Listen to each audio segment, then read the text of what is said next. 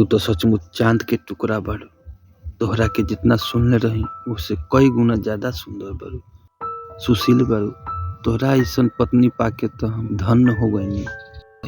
चल हटी, मुंह दिखाई ना देम का।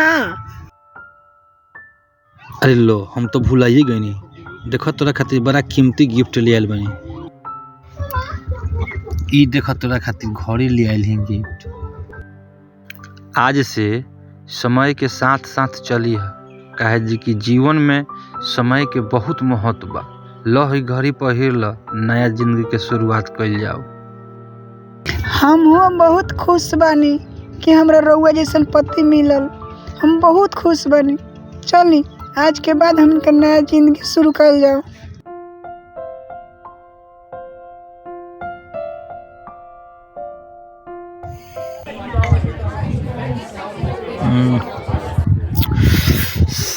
साला दुरवा पर कौन हल्ला करता? का भाई रुको देखे दो।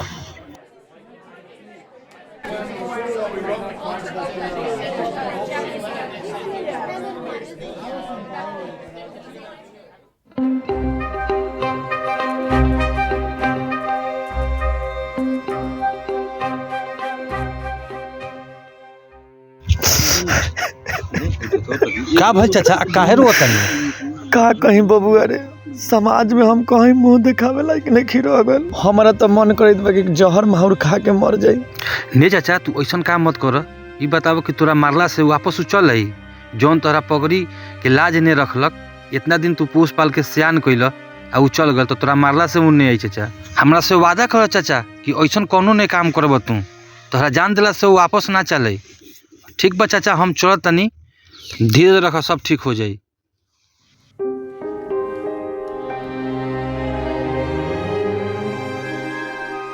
अरे का भइल? कोनो बात भइल का? आँख लाल पियर कइले बनी। अरे उ ममरू चाचा के लड़किया ने लख उ कोनो लड़का के साथे भाग गइल। अरे ओकर लड़की नु भाग गइल ह, तो रउआ काहे ला रोतनी? अरे उहो तो अपने हवन, अपन जितने गयल गांव समाज में नाक कटा गए। अब तो बेटी नाम से नफरत हो गई हमरा। चुप रही। कोनो जरूरी बा कि एगो लड़किया भाग गलन तो सब लड़किया भागिए जिहन सब? साला लड़की नाम से नफरत हो गई। जौना लड़की के बाप माई 18 साल 20 साल पोस पाल के बड़ा करता, पढ़ावता लिखावता, का वो लड़की के अपना माई बाप पर तो निको भरोसा नहीं है।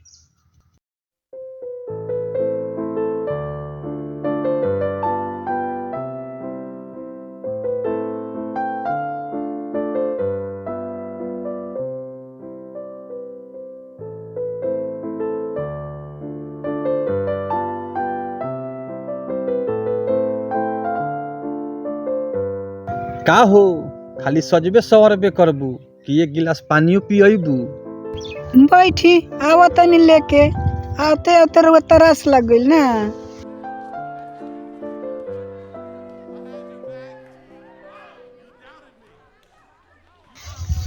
अरे तारा का भइल? रुक, सुतो है पर सुतो। का हो गए?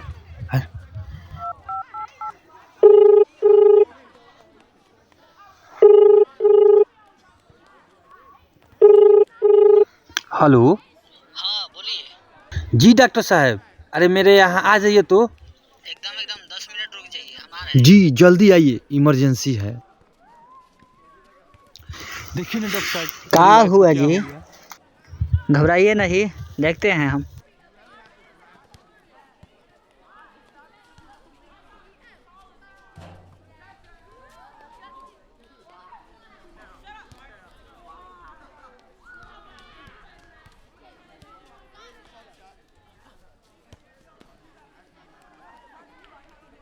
बधाई हो मनीष बाबू, बधाई हो। बहुत खुशी की बात है, आप बाप बनने वाले हैं। का डॉक्टर साहब? बहुत खुशी की बात है। हम बाप बनने वाला है? हाँ, लेकिन आपका रोगी बहुत कमज़ोर है। हम कुछ दवाई लिख दे रहे हैं, मार्केट से जाके आप ले लीजिएगा। आज सुबह शाम खिलाइएगा। डॉक्टर साहब कोनो घबराए वाला बात नहीं है? एकदम ना, हम ये हैं। तो क्या दिक्कत है आपको?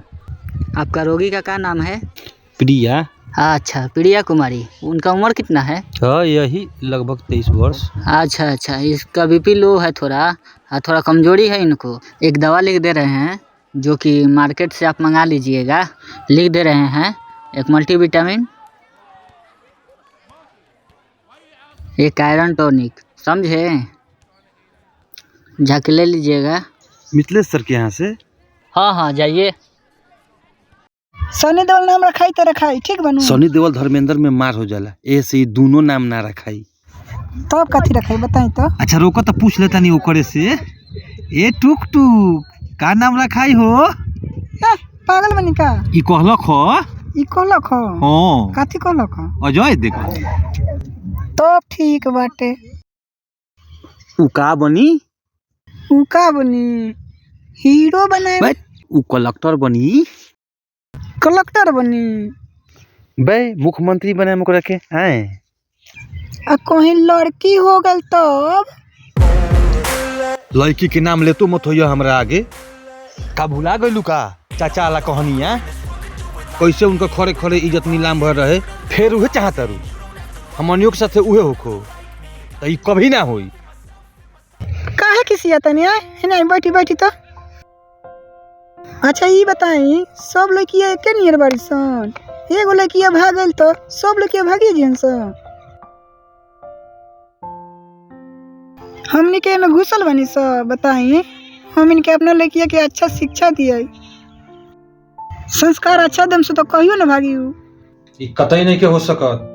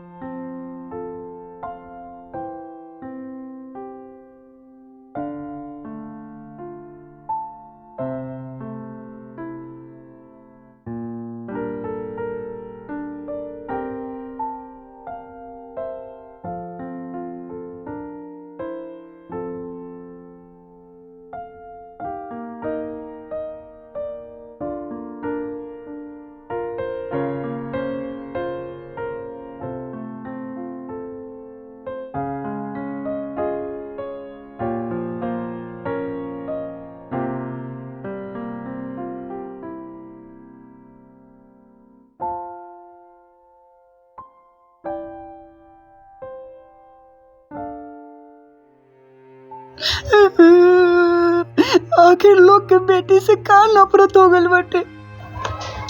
लोग बेटी काहे नहीं के चाहत? लोग के बहिन चाही राखी बांधेला, लेकिन बेटी ना। लोग के माई चाही लेकिन बेटी ना। पत्नी चाही लेकिन बेटी ना। आखिर बेटी का बिगड़ले बा ई दुनिया के? हे दुर्गा माई, खूब विचार करो हे दुर्गा माई। मानव रूपी राक्षस के खूब संहार करम रहुआ हे दुर्गा माई। चलो तो डॉक्टर साहब बोले अल्ट्रासाउंड कराओ, चलो चलो अभी चलो।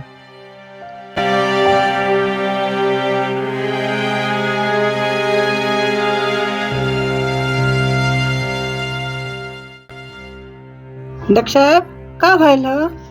जांच तो हो गया है। लड़की है आपका। लड़की भइल ह? डॉक्टर साहब गोर लागत नहीं रहुआ के, हमरा पति से मत बताएं कि हमरा लड़की भइल ह। लड़की से क्या दिक्कत है आपको? ना तो लड़की के मुँह आदि हन, खाली उनका लड़का चाहिए। ठीक है, तो ये बात आप कहीं मत बताइएगा कि यहाँ पर लड़की और लड़का चेक होता है, ये सब इनलीगल काम है। गोर लागत नहीं हम, लेकिन रहुआ ठीक मत है, तो बताएं मैं हमरा उनको बता पति से। दूंगा कि लड़का है। ठीक बा डॉक्टर साहब, अब हम ठीक है, चलते ठीक है, वहाँ पे जाके बैठिए। आपका जांच आ चुका है, आपके पत्नी के पेट में लड़का है, और ये बात आप बाहर कहीं मत बताइएगा कि यहाँ पर चेक होता है।